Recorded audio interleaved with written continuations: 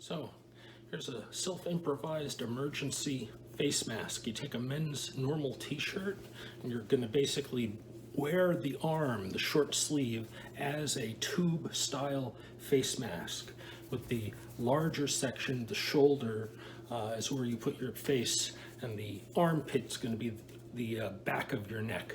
So you open up the t-shirt.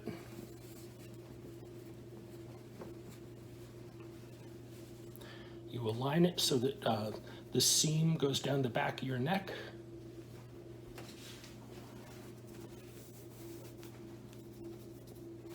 Now bingo, you've got a improvised last resort emergency face mask. It's not perfect. I'm not claiming it's medical grade, but if you had to run out of a building that's suffering building collapse and there's dust all around you, this is going to definitely filter out all that dust. It still works with glasses and hats.